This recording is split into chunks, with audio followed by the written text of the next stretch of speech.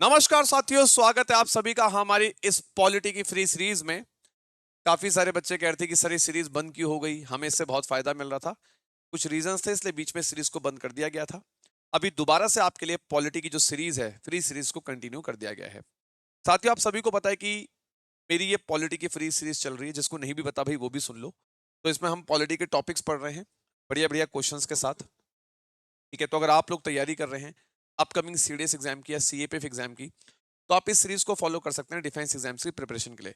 अगर कोई ऐसा बच्चा है जो एफकेट या एनडीए भी देगा, वो भी इस क्लास को देख सकता है। तो आज का जो हमारा टॉपिक है वो है प्रेसिडेंट। प्रेसिडेंट इतना ज्यादा इंपॉर्टेंट टॉपिक है जहां से 2 से 3 सवाल भी कई बार आपके सीएपीएफ या सीडीएस के पेपर में बन जाते हैं। ठीक है, तो आइए इस टॉपिक को थोड़ा सा समझते हैं, बिल्कुल बेसिक से।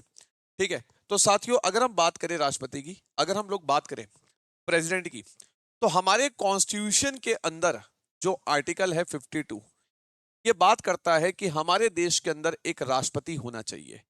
आर्टिकल 52 बोलता है कि हमारे देश के अंदर एक राष्ट्रपति का ऑफिस होना चाहिए। ठीक है, अब ये राष्ट्रपति कौन होता है?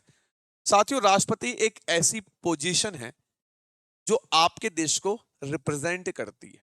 मतलब ये, हमारे देश के अंदर अगर कोई सबसे बड़ा हेड है तो वो राष्ट्रपति है।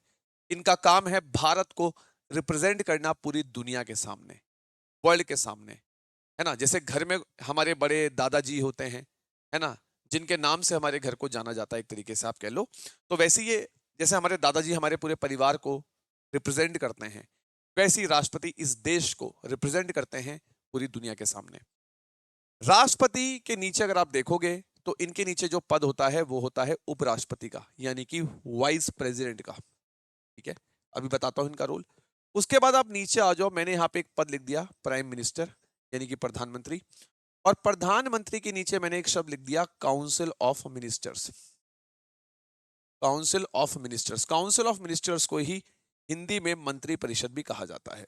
अब आप यहाँ पे ध्यान से सुन लो, एक चेन, ये चेन अगर आपको समझ में आ गई ना, तो ये पॉलिटी समझने में आपको बहुत हेल्प करेगी। हमारे देश के अंदर राष्ट्रपति एक सीनियर मोस्ट पोजीशन है। मैंने क्या बोला कि ये हेड ऑफ द स्टेट है। हेड ऑफ द स्टेट मतलब भारत के ये हेड हैं। अच्छा, ये तो है हेड ऑफ द स्टेट राष्ट्रपति, मतलब देश के हमारे हेड राष्ट्रपति हैं।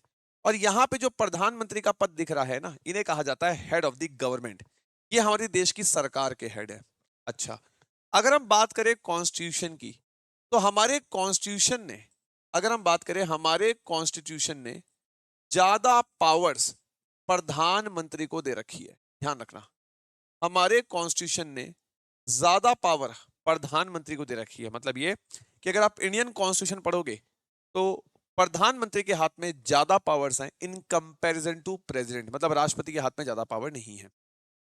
अच्छा, अब यहां पे सवाल आता है कि अगर पीएम के हाथ में सारी पावर है तो फिर राष्ट्रपति को रखा क्यों गया है? भैया मैंने क्या बोला, वो आपके देश को रिप्रेजेंट करते हैं।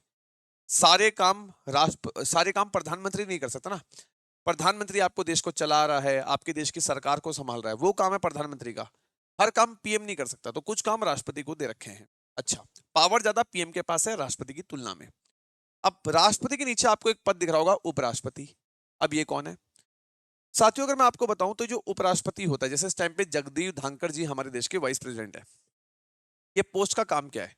मान लीजिए कि किसी कारण से राष्ट्रपति अपने ऑफिस में नहीं आ पाते, किसी कारण से हमारे देश के राष्ट्रपति अब्सेंट हैं, या मान लो हमारे राष्ट्रपति की डेथ हो गई। ठीक है, मान लो हमारे देश के राष्ट्रपति बाहर किसी कंट्री के दौरे पे जा रखे हैं, या किसी कारण से वो ऑफिस नहीं आ पाए, या मान लो उनकी डेथ हो गई, तो राष्ट्रपति के ऑफिस को हम कभी भी खाली नहीं छोड़ते हैं। प्रेसिडेंट के ऑफिस को हम कभी भी खाली नहीं छोड़ते हैं। तो अगर राष्ट्रपति किसी कारण से अपने ऑफिस में नहीं आ पाए तो उनका सारा काम उपराष्ट्रपति करते हैं। मतलब ये कि जब प्रेसिडेंट अपने ऑफिस में नहीं है तो वाइस प्रेसिडेंट उनके ऑफिस में बैठ के राष्ट्रपति का सारा काम करते हैं। क्लियर? और यह भी ध्यान रखना, जब वाइस प्रेसिडेंट राष्ट्रपति का सारा काम कर रहे होते हैं तो वाइस प्रेसिडेंट को सैलरी भी राष्ट्रपति वाली ही मिल रही होती है। क्लियर है? अच्छा सर, क्लियर हो गया। अब यहां पे आप देखो, यहां पे आपको एक पद नीचे मिलेगा प्रधानमंत्री। मैंने क्या बोला, हमारे देश के अंदर गवर्नमेंट के जो हेड हैं वो है प्रधानमंत्री। और प्रधानमंत्री के नीचे आपको एक शब्द दिख रहा होगा काउंसिल ऑफ मिनिस्टर्स। अब ये काउंसिल ऑफ मिनिस्टर्स का मतलब क्या है? साथियों, कई सारे मिनिस्टर्स जो आपके देश को संभाल रहे हैं। देखो, प्रधानमंत्री अकेला देश नहीं चला सकता, है ना। हमारे देश में कई सारे मिनिस्टर्स हैं। एजुकेशन मिनिस्टर, एजुकेशन को देखने के लिए। Home affairs minister, home affairs को देखने के लिए। रेलवे मिनिस्टर, रेलवे को देखने के लिए। फॉरेन अफेयर्स मिनिस्टर, विदेशी मामले देखने के लिए, है ना। डिफेंस मिनिस्टर, भारत के डिफेंस को देखने के लिए। तो इतने सारे जो मिनिस्टर्स देश में हैं, इन सब मिनिस्टर्स को एक साथ बोलते हैं काउंसिल ऑफ मिनिस्टर्स। और इन काउंसिल ऑफ मिनिस्टर्स के हेड होते हैं प्रधानमंत्री। क्लियर हो गया? अच्छा, अब प्रधानमंत्री क्या काम करते हैं? इन काउंसिल ऑफ मिनिस्टर्स का जो भी मैसेज होता है, इन काउंसिल ऑफ मिनिस्टर्स की बातचीत प्रधानमंत्री ही राष्ट्रपति से कराते हैं। ठीक है, तो देश के अंदर जितने भी मिनिस्टर्स हैं, इन सभी मिनिस्टर्स को राष्ट्रपति से कनेक्ट करने का काम, इन सभी मिनिस्टर्स का कम्युनिकेशन राष्ट्रपति से करवाने का काम प्रधानमंत्री ही करते हैं। ध्यान रखिए। अब हमारा जो मुद्दा है वो है राष्ट्रपति। अच्छा, तो राष्ट्रपति के बारे में पहले मैं आपको कुछ बेसिक बताता हूं, उसके बाद हम पीवाईक्यूज करेंगे। सीधा क्वेश्चंस कराऊंगा, आपको टॉपिक में मजा नहीं आएगा, तो पहले कुछ बेसिक जान लो। साथियों, हमारे कॉन्स्टिट्यूशन के अंदर जो आर्टिकल 54 है, ये आपके लिए इंपॉर्टेंट है। क्यों? क्योंकि आर्टिकल 54 बात करता है about the election of president. यह आर्टिकल बात करता है about the election of president. ये आर्टिकल बात करता है about the election of president. ठीक है, तो अगर कभी मान लो ऐसा क्वेश्चन, क्या पता एफकैट में आ जाए, सीडीएस और सीएपीएफ में इतना बेसिक क्वेश्चन नहीं आएगा, पर एफकैट में क्या पता आ जाए कि राष्ट्रपति के इलेक्शन की बात कॉन्स्टिट्यूशन के कौन से आर्टिकल में करी गई है? 54 में करी गई है। अच्छा, अब अगली बात यह है कि सर, राष्ट्रपति का जो इलेक्शन होता है वो किस मेथड से होता है? तो आपको ध्यान रखना है, जिस मेथड से राष्ट्रपति का इलेक्शन होता है उसे बोलते हैं single transferable voting system.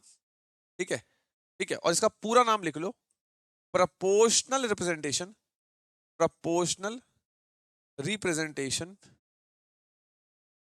Bye single transferable voting, that's it. ये पूरा नाम है इसका। ठीक है, तो ये मैंने बोर्ड पे क्या लिखा है, ये वो मेथड है जिससे राष्ट्रपति का इलेक्शन होता है।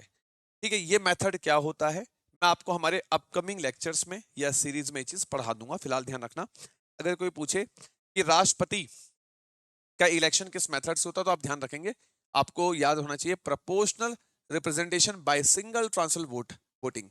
ये एक ऐसा मेथड है जिससे राष्ट्रपति को चुना जाता है। क्लियर हो गया? डन है यहां तक? ठीक है, अब इतनी बात अगर हमने पढ़ ली तो हमें कुछ बातें और पढ़नी है कि सर, अगर किसी व्यक्ति को देश का राष्ट्रपति बनना है तो बेसिक क्वालिफिकेशन क्या है?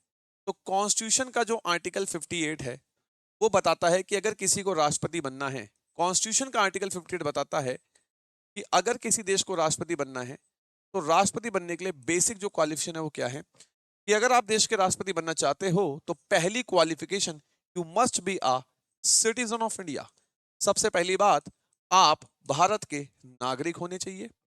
दूसरी बात, आपकी जो मिनिमम एज है, ठीक है, मिनिमम जो एज है वो आपकी 35 ईयर्स होनी चाहिए। मैं आपको बताऊं, बड़ी अजीब सी बात है, सुन के आपको थोड़ा सा अजीब लगेगा। मैं अभी एक एसएसबी कोचिंग में गया था, और जब मैं उस एसएसबी कोचिंग में गया, आपको पता है मैंने वहां क्या पाया? आप कहेंगे सर बताइए क्या पाया? वहां पे कुछ बच्चे ऐसे आ रखे थे जिन्होंने एनडीए एग्जाम निकाला हुआ है, कई सारे बच्चे ऐसे भी थे जिन्होंने सीडीएस एग्जाम निकाला हुआ है। मुझे हंसी तब आई कि जब मैंने एक एनडीए क्वालिफाई बच्चे से पूछा, मतलब एक बच्चा जो एनडीए एग्जाम निकाल के एसएसबी की कोचिंग करने आ रखा था, जब मैंने उसे पूछा कि देश का राष्ट्रपति बनने के लिए मिनिमम उम्र कितनी चाहिए, उसे नहीं पता। और सोचो, उसने एनडीए एग्जाम निकाला हुआ है। वो मुझे पता है कि उसने साइंस में अच्छा स्कोर कर दिया होगा, इसने निकाल दिया, पर आप सोचो कि यार एक ऐसा बच्चा जिसने 12th कर ली है, जिसने एनडीए का एग्जाम निकाल दिया है, इवन ही डोंट नो कि राष्ट्रपति बनने के लिए मिनिमम एज क्या है। क्या आपको लगता है कि ये चीजें सिर्फ आपको एग्जाम के लिए ही पता होना चाहिए? क्या आपको नहीं लगता है कि ये चीजें आपको खुद की नॉलेज के लिए भी पता होनी चाहिए? क्या पता किसी इंटरव्यू में कोई आपसे यही पूछ ले? खैर छोड़िए। ठीक है, तो मैंने आपसे क्या बोला कि राष्ट्रपति बनने के लिए जो बेसिक क्वालिफिकेशन चाहिए वो क्या है? आप भारत के नागरिक होने चाहिए, 35 साल आपकी मिनिमम एज होनी चाहिए। नंबर थर्ड, ठीक है, नंबर थर्ड, आप लोकसभा के मेंबर बनने के लिए, आप लोकसभा के मेंबर बनने के लिए क्वालिफाइड होने चाहिए। ध्यान रखना, आप लोकसभा के मेंबर बनने के लिए क्वालिफाइड होने चाहिए। जैसे अगर मुझे राष्ट्रपति बनना है, मुझे अगर देश का राष्ट्रपति बनना है, तो मैं इतना क्वालिफाइड होना चाहिए, मैं इतना योग्य होना, मुझे इतना योग्य होना होगा कि मैं लोकसभा का मेंबर बन सकता हूं। तो अगर किसी को राष्ट्रपति बनना है तो वो लोकसभा का मेंबर बनने के लिए क्वालिफाइड हो, ये भी रिक्वायरमेंट है अगर आपको राष्ट्रपति बनना है।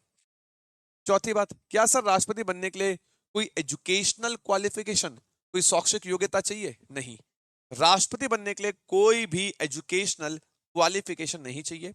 राष्ट्रपति बनने के लिए हमारे कॉन्स्टिट्यूशन में कुछ भी नहीं लिखा हुआ है कि भैया आपको एमबी होना चाहिए, आपको एमटेक होना चाहिए, आपको एमएससी बीटेक, कुछ नहीं। मतलब अगर आप पढ़े लिखे नहीं भी हो तो भी आप देश के राष्ट्रपति बन सकते हो। अच्छा, ये सेम चीज ना आपको बता दूं, ये प्रधानमंत्री के केस में भी है। अगर कोई व्यक्ति पढ़ा लिखा नहीं है तो वो पीएम भी बन सकता है, कोई व्यक्ति अगर पढ़ा लिखा नहीं है तो मिनिस्टर भी बन सकता है। सोचिए, ठीक है। चलो, अब अगली चीज क्या है, अगली क्वालिफिकेशन क्या है कि अगर किसी को राष्ट्रपति बनना है, ठीक है, तो भैया not mentally disturb, not mentally disturb मतलब वो दिमागी रूप से पागल नहीं होना चाहिए। सिंपल सी बात है, किसी पागल को थोड़ी आप राष्ट्रपति बनाओगे। बाकी आगे मैंने लिख दिया एक्सेट्रा। अच्छा, एक्सेट्रा क्यों लिख दिया? क्योंकि सबसे मेन ऊपर ये जितनी चार मैंने लिखी है ना, ये चार आपकी सबसे मेन क्वालिफिकेशन है जो किसी व्यक्ति को राष्ट्रपति बनने के लिए चाहिए होती है। तो राष्ट्रपति बनने के लिए जो मिनिमम एज है वो 35 ईयर है, ध्यान रखना। ठीक है, अगर किसी को वाइस प्रेसिडेंट भी बनना है, अगर आप उपराष्ट्रपति भी बनना चाहते हो, तो भी मिनिमम एज 35 ईयर्स है। क्लियर इतनी बात? ठीक है सर। अब अगली पे आ जाओ। सर एक बात हमें बताइए कि जो राष्ट्रपति हैं, ध्यान सुनना, सर जो राष्ट्रपति हैं, ठीक है, क्या हमारे देश के अंदर एक व्यक्ति क्या एक ही बार राष्ट्रपति बन सकता है? नहीं साथियों, हमारे देश के अंदर एक व्यक्ति जब तक वो चाहे तब तक, मतलब जब तक उसकी उम्र है तब तक वो राष्ट्रपति का इलेक्शन, मतलब जब तक वो उम्र है उसकी, जब तक वो एलिजिबल है तब तक वो राष्ट्रपति का इलेक्शन लड़ सकता है। मतलब हमारी कंट्री में ऐसा नहीं है कि एक व्यक्ति एक ही बार इलेक्शन लड़के राष्ट्रपति बन सकता है। ऐसा कुछ फिक्स नहीं है, जितनी बार आप चाहो आप उतनी बार राष्ट्रपति का इलेक्शन लड़के राष्ट्रपति बन सकते हो। मतलब कोई नंबर नहीं है। जैसा अमेरिका के अंदर क्या है कि एक व्यक्ति मैक्सिमम 2 टाइम्स ही राष्ट्रपति बन सकता है। अमेरिका के अंदर क्या है, एक व्यक्ति मैक्सिमम 2 टाइम्स ही राष्ट्रपति बन सकता है। पर ऐसा इंडिया में नहीं है, इंडिया में ऐसा कोई नंबर फिक्स नहीं है। ठीक है, जितनी बार आप इलेक्शन लड़के बनना चाहो बन सकते हैं। अगली बात, भारत के अंदर जो राष्ट्रपति का टर्म है वो फिक्स है। इंडिया के अंदर जो राष्ट्रपति का टर्म है, जो टर्म है, जो कार्यकाल है वो फिक्स है। वो कितना है? वो है 5 साल। ध्यान रखना, हमारे देश के अंदर जो राष्ट्रपति का कार्यकाल है, जो टर्म है, वो है 5 साल। आपने देखा होगा जो भी देश के अंदर राष्ट्रपति जिसको भी बनाया जाता है वो 5 साल के लिए बनता है। ठीक है सर, मान लीजिए कि राष्ट्रपति अपने काम से बहुत परेशान है और राष्ट्रपति या मान लो खुश नहीं है, या कोई भी रीजन, कुछ और भी रीजन हो सकता है, कोई भी रीजन है मान लो, और राष्ट्रपति अपने पद से इस्तीफा देना चाहते हैं, राष्ट्रपति अपने पद से रेजिग्नेशन देना चाहते हैं, तो किसको देंगे? ध्यान रखना, राष्ट्रपति अगर इस्तीफा देना चाहते हैं, ठीक है, तो वो हमेशा इस्तीफा देंगे किसको? वाइस प्रेसिडेंट को। वो हमेशा अपना इस्तीफा देंगे किसको? वाइस प्रेसिडेंट को। तो राष्ट्रपति हमेशा अपना जो रेजिग्नेशन है, जो राष्ट्रपति का त्याग पत्र है, वो हमेशा किसको देंगे? उपराष्ट्रपति को देंगे। पर यहां पे ना एक चीज ऐसी है जो कई बार आपको टीचर्स नहीं बताते। जब भी राष्ट्रपति अपना रेजिग्नेशन उपराष्ट्रपति को देते हैं ना, इनकी एक जिम्मेदारी और है कि इनको ना, जब ये राष्ट्रपति अपना रेजिग्नेशन देने जा रहे हैं, तो राष्ट्रपति की जिम्मेदारी है कि इनको एक बार लोकसभा के जो स्पीकर हैं उनको भी इन्फॉर्म करना पड़ता है। जैसे एग्जाम्पल के लिए मैं आपको समझाता हूं। मान लो मैं भारत का राष्ट्रपति हूं और मैं अपने पद से इस्तीफा देने जा रहा हूं, तो मेरी जिम्मेदारी क्या बनेगी? मैं लोकसभा स्पीकर को इन्फॉर्म कर दूंगा, मैं लोकसभा स्पीकर के साथ कम्युनिकेट करूंगा, मैं लोकसभा स्पीकर को इन्फॉर्म करूंगा कि मैं अपना पद छोड़ने जा रहा हूं। लोकसभा स्पीकर को इन्फॉर्म करने के बाद मैं उपराष्ट्रपति को अपना रेजिग्नेशन दे दूंगा। अब यहां मैं आपको बताऊं, कंफ्यूज मत होना, यहां पे राष्ट्रपति लोकसभा स्पीकर को रेजिग्नेशन नहीं दे रहे हैं, वो लोकसभा स्पीकर को सिर्फ इन्फॉर्म कर रहे हैं, सिर्फ बता रहे हैं। तो राष्ट्रपति को जब रेजिग्नेशन देना होता है तो उनकी ये जिम्मेदारी है कि वो लोकसभा स्पीकर को इन्फॉर्म करेंगे और रेजिग्नेशन वो अपना उपराष्ट्रपति को देंगे। क्लियर है?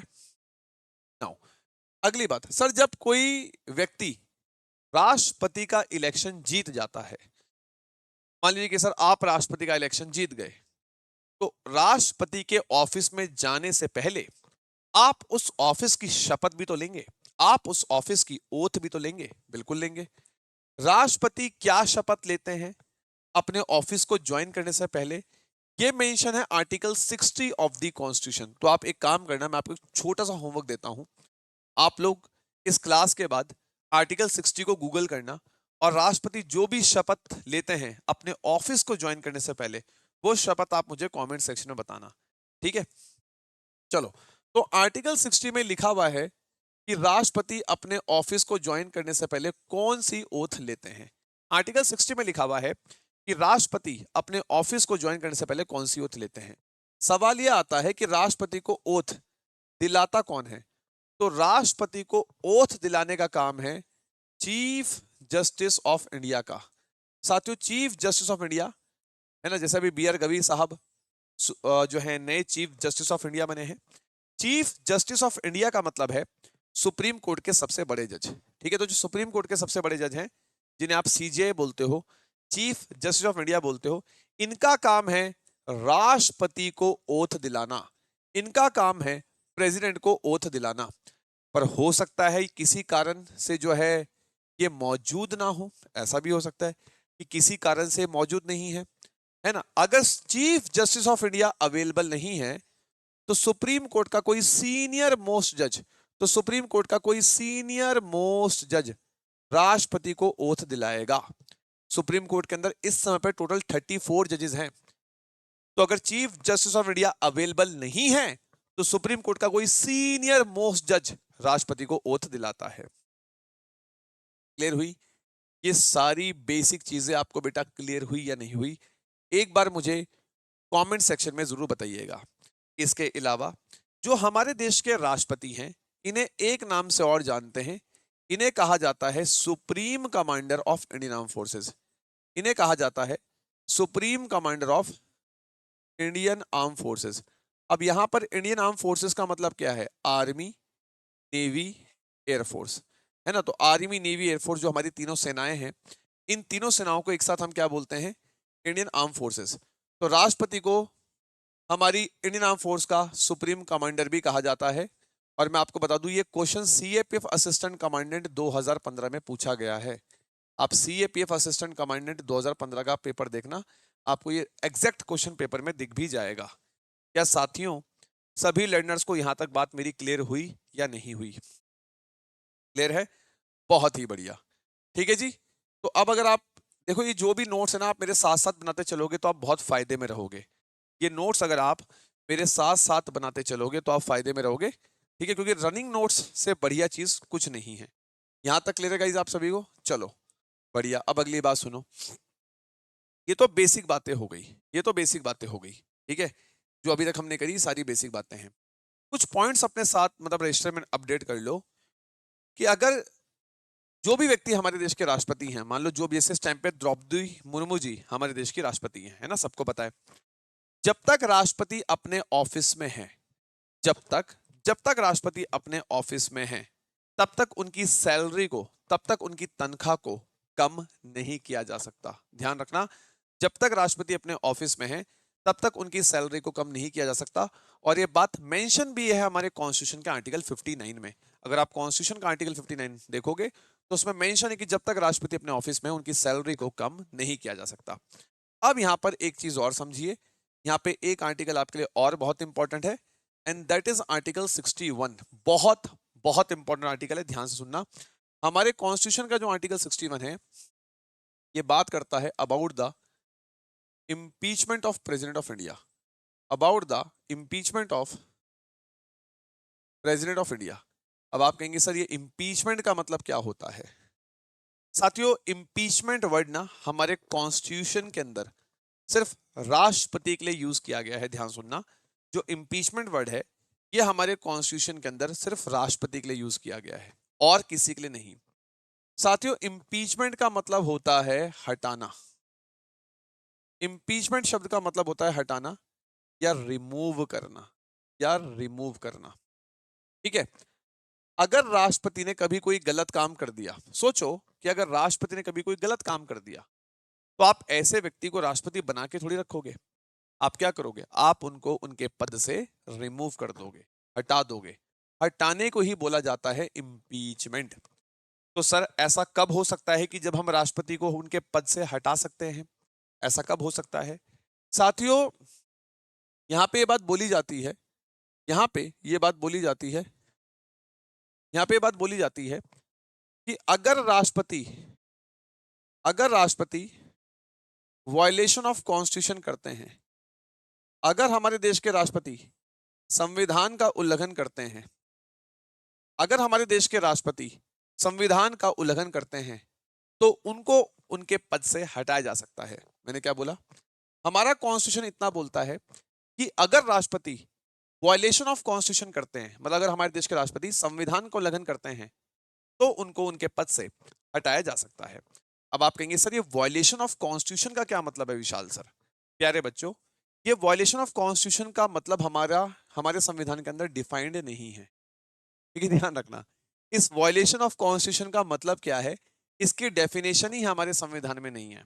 किस चीज को वायलेशन ऑफ कॉन्स्टिट्यूशन माना जाएगा, इसके बारे में संविधान में कुछ लिखा हुआ नहीं है। ठीक है, जनरली इसका मतलब ये होता है कि भैया संविधान के खिलाफ या संविधान के विरुद्ध अगर उन्होंने कोई काम कर दिया तो उनको उनके पद से हटाया जाएगा। क्लियर है गाइस?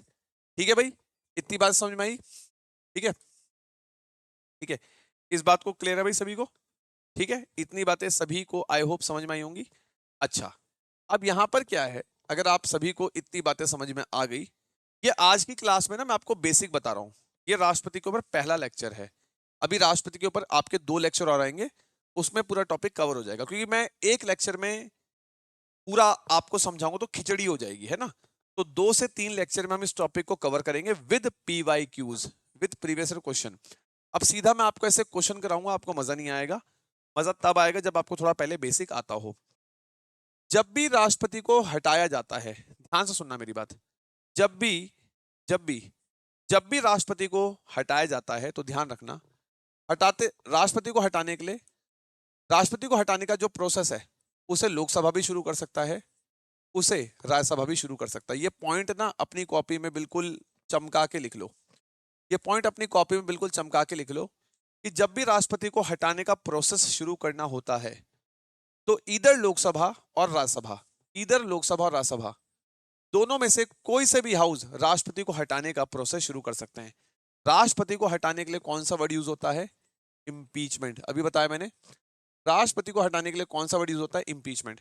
तो कई बार ऐसे स्टेटमेंट वाले क्वेश्चन आते हैं कि जब राष्ट्रपति का इम्पीचमेंट करना होता है, क्या तो राष्ट्रपति का इम्पीचमेंट करने के लिए, राष्ट्रपति को हटाने के लिए क्या लोकसभा ही शुरुआत करता है या राज्यसभा ही शुरुआत कर सकता है? नहीं नहीं, कोई सा भी हाउस राष्ट्रपति को अगर हटाया जा रहा है तो राष्ट्रपति को हटाने का प्रोसेस, राष्ट्रपति के इम्पीचमेंट का प्रोसेस लोकसभा भी शुरू कर सकता है, राज्यसभा भी शुरू कर सकता है। क्लियर साथियों? ठीक है भाई, इतनी बातें समझ में आ गई? यहां तक तो कोई दिक्कत नहीं आप सभी को? कोई प्रॉब्लम तो नहीं इस चीज में? कोई समस्या तो नहीं?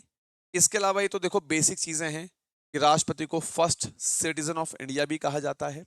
अच्छा, हमारे देश के अंदर कई सारी ऐसी पोस्टें हैं, जैसे कि हमारे देश के अंदर जितने भी ऐसे मिनिस्टर्स हैं जो सेंट्रल गवर्नमेंट के लिए काम कर रहे हैं, जितने भी ऐसे मिनिस्टर्स हैं जो केंद्र सरकार के लिए काम कर रहे हैं, उन सब मिनिस्टर्स को राष्ट्रपति ही अपॉइंट करते हैं। प्रधानमंत्री को भी राष्ट्रपति ही अपॉइंट करते हैं। सुप्रीम कोर्ट, हाई कोर्ट के जजेस को भी राष्ट्रपति अपॉइंट करते हैं।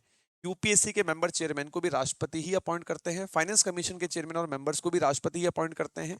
ठीक है, कैग को, यानी कि controller and auditor general of India, ये भी एक पोस्ट है, आगे पढ़ेंगे इसके बारे में, इनको भी राष्ट्रपति अपॉइंट करते हैं।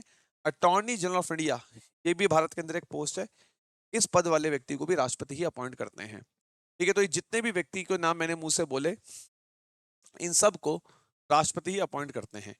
ठीक है, तो साथियों ये था आज का बेसिक, हमारा क्या था? बेसिक था ये हमारा।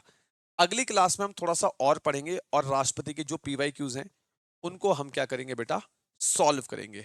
आई होप यहां तक आपको समझ में आई होगी चीजें। ठीक है, आगे बढ़ने से पहले मैं आपको बता दूं, पिछले 10 सालों से मैं डिफेंस और यूपीएससी के बच्चों को पढ़ा रहा हूं। मल्टीपल टाइम्स मैंने एग्जाम से खुद भी क्वालिफाई कर चुका हूं। मेरे subjects basically history, geography, polity, economics हैं। ये सारे सब्जेक्ट्स मैं पढ़ाता हूँ डिफेंस और यूपीएससी के बच्चों को, प्लस करंट अफेयर्स। अगर आप मेरे से पढ़ना चाहते हैं तो आप मेरी क्लासेस को डिफेंस मैनिया पे देख सकते हैं, और अगर आप मेरे से डेली करंट अफेयर्स पढ़ना चाहते हैं तो आप मेरा यूट्यूब चैनल सब्सक्राइब कर सकते हैं एग्जाम प्लेनेट, जहाँ पे डेली सुबह 10 बजे मैं करंट अफेयर्स पढ़ाता हूँ डिटेल में न्यूज़पेपर से। ठीक है भाई। बाकी साथियों, ठीक है, अगर आप हमारे साथ जुड़ना चाहते हैं, अगर आप सीडीएस की प्रिपरेशन करना चाहते हैं, सीएपीएफ की प्रिपरेशन करना चाहते हैं, तो ऑनलाइन बैचेस चल रहे हैं डिफेंस में ऐप, इनको आप सब्सक्राइब कर सकते हैं, इनरोल कर सकते हैं। अभी जोश सीडीएस बैच चल रहा है, सीडीएस 225 के लिए, इसको आप ज्वाइन कर सकते हैं। मैं भी इसमें पढ़ा रहा हूँ और सारे टॉप एजुकेटर्स भी इस बैच में पढ़ा रहे हैं। सारी क्लासेस लाइव होंगी, मॉक टेस्ट के साथ, डाउट सेशंस के साथ। इन सारे एक्सपीरियंस एजुकेटर्स बैच में पढ़ा रहे हैं। अगर आप एनडीए का बैच ज्वाइन करना चाहते हो तो एनडीए का भी अग्नि बैच डिफेंस मेनिया पे चल रहा है। ये सारे ऑनलाइन बैचेस हैं, इनको ज्वाइन करके आप अपनी प्रिपरेशन कर सकते हैं डिफेंस मेनिया एप्लीकेशन पर। ठीक है साथियों, अगर आप मेरे साथ जुड़ना चाहते हैं तो ये मेरा इंस्टाग्राम है, यहाँ पे आप मेरे साथ जुड़ सकते हैं। और टेलीग्राम अगर आप हमारा ज्वाइन करना चाहते हैं तो यहाँ पे आप टेलीग्राम भी ज्वाइन कर सकते हैं। सेशन कैसा लगा मुझे एक बार आप कमेंट्स में जरूर बताइएगा।